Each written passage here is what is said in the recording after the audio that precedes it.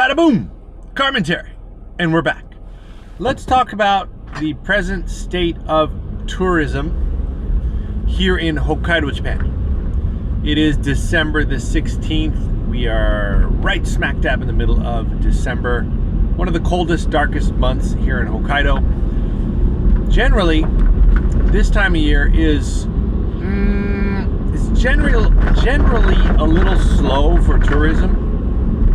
In the past, pre-pandemic, things always seem to really pick up right around Christmas. Although, there is I guess we've hit stage one. Stage one is the 15th. The 15th of December is kind of like a key day when, I don't know, maybe it's people around the world who can take their vacations a little earlier. Maybe they're in the service industry and they need to work during the holidays, so they get their vacation earlier. I don't know exactly, but you do start to see the numbers rising from around the 15th. So we've crossed that. The next is Christmas. It's really starts to hit at Christmas when you go, wow, there's a lot of people here. They all seem to be non-Japanese. Things are booming. Then it just kind of keeps on going all through the winter here in Hokkaido. It is the big ski season. We expect people to be here all through January for the ski crowd. And then early February, late January, early February, we have the biggest tourism event, which is the Yuki Matsuri, or Snow Festival, which is, that brings in like literally millions of people to Sapporo. So right after that, it starts to die off. And by around February the 15th, that is sort of the cutoff date when the tourism really starts to slow down. Now, this year, basically what I wanted to mention is that I really feel that the numbers are up during this early stage of winter. The first 2 weeks of December has been quite busy. And I'm talking about non-ski snowboard tourists.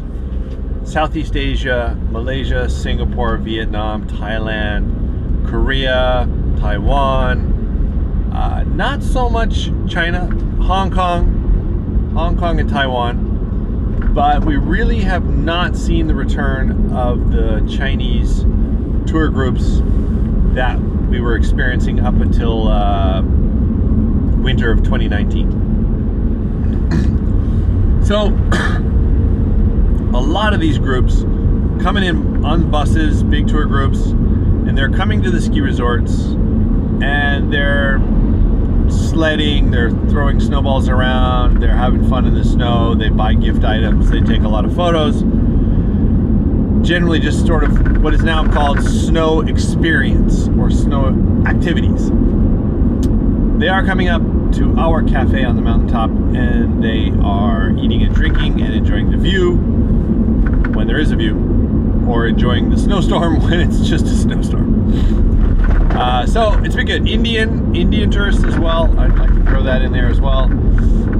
And a surprising number of European, Australian, North American, sometimes kind of hard to tell, generally Caucasian people. Now they are the ones who are here for the skiing and snowboarding. Maybe they're coming to do a job and they've got a little time off before the job really gets busy. I'm not sure. It's hard to tell. There's definitely some expats who come up from Tokyo and Osaka to get in a little skiing early season. We see that. So all in all, the first 2 weeks of December at the ski resort where I am, Sapporo Kokusai, has been quite busy. It was also busy due to the fact that other ski resorts in the area did not have enough snow and some of them had to close. So everyone was kind of forced to come to Sapporo Kokusai where the snow was the best. Now it has started snowing again. Temperatures are going to be cold all this week. And I think all of the other resorts and some of the smaller resorts are going to start opening by Christmas time. So that is my general report. I would just like it to be known. And I don't know if I had any hand in this, but a few weeks or months ago, I don't remember exactly when, but I did a Carmentary episode and I talked about how due to the weak yen. The yen is incredibly weak right now.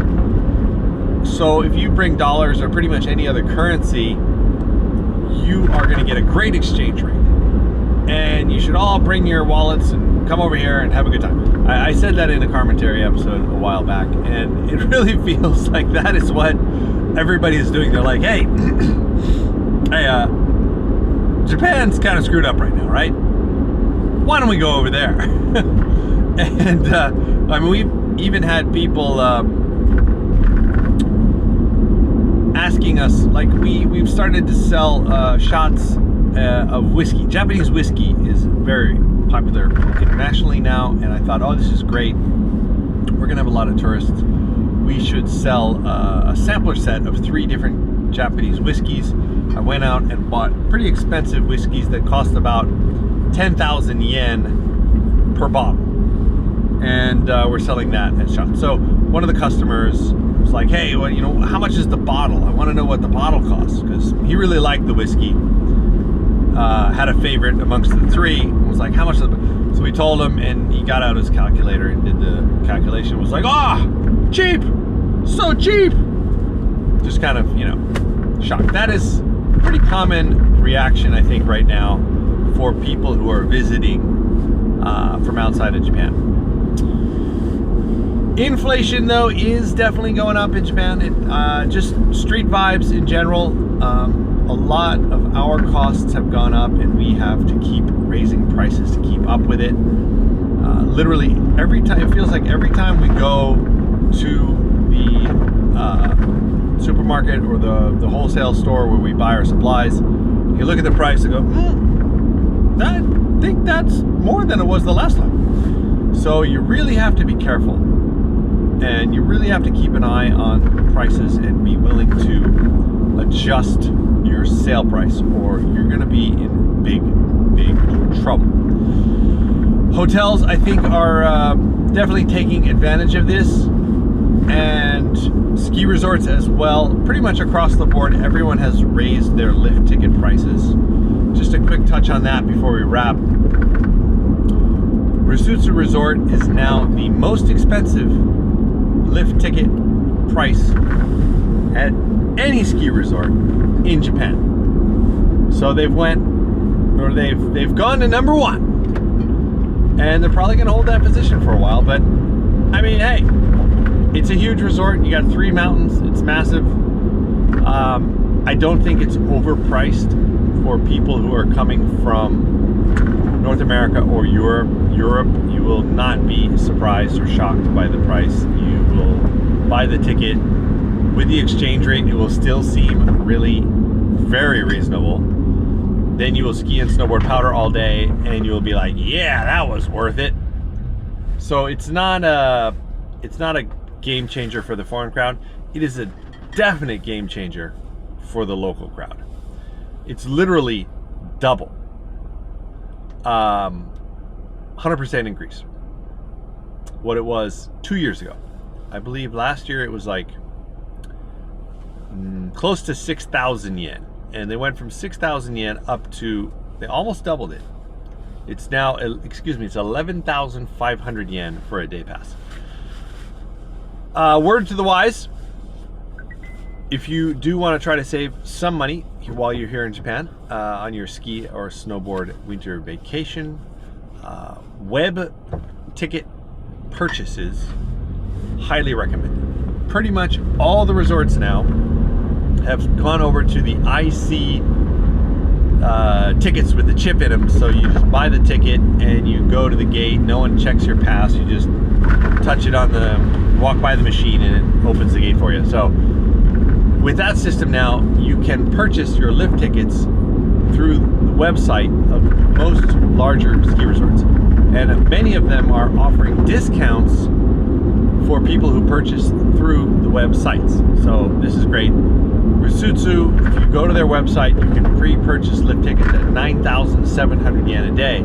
So that's substantial. Basically, you can then use that money you save to buy your lunch. A lunch at, for example, the Steamboat restaurant at Rusutsu. I went there yesterday and I checked their new prices. Around 1,700 yen for a big hot steaming plate of curry with a great pork cutlet on top, prime, very nice, well made. 1,700 yen. So the money you save on the ticket will go to your lunch. Pretty much all the resorts are doing that. I highly recommend checking their websites. You can do it like on your phone in the car on the way there. You'll get a QR code. You go to the machine, you scan it, it'll pop out the ticket, you put it in your pocket, and you go straight to the lift.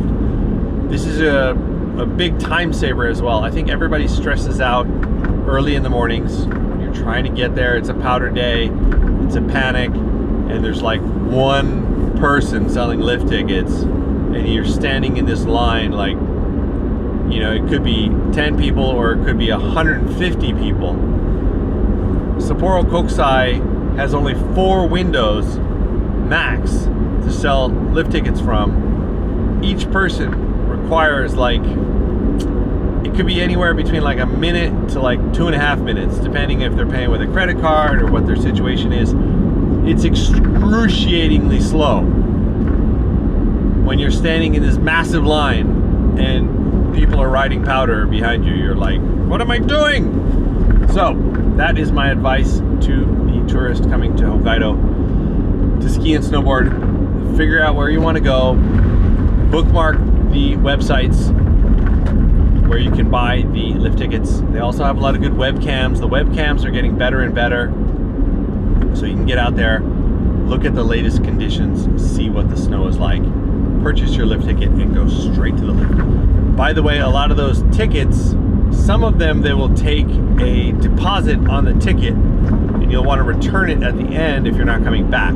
But if you plan to come back, I recommend you keep the ticket, because then next time you go on the website, you can buy another day's lift pass and you put in the number. Each card has like a special, you know, number.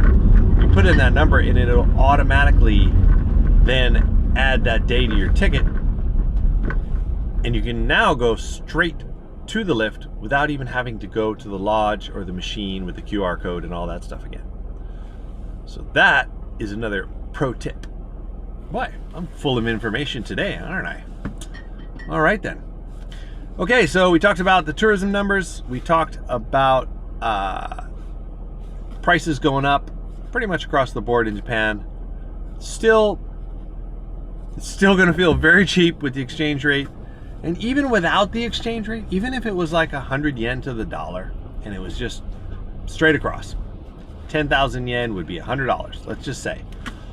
I think you're still getting one of the greatest values for your money anywhere. You know, everybody who comes always says it, you know, courteous, polite, kind, great service, cleanliness, you know, all the attributes that you want in a destination are here. Okay, I'm gonna wrap it on that. Thanks for watching, and drive safe, everybody.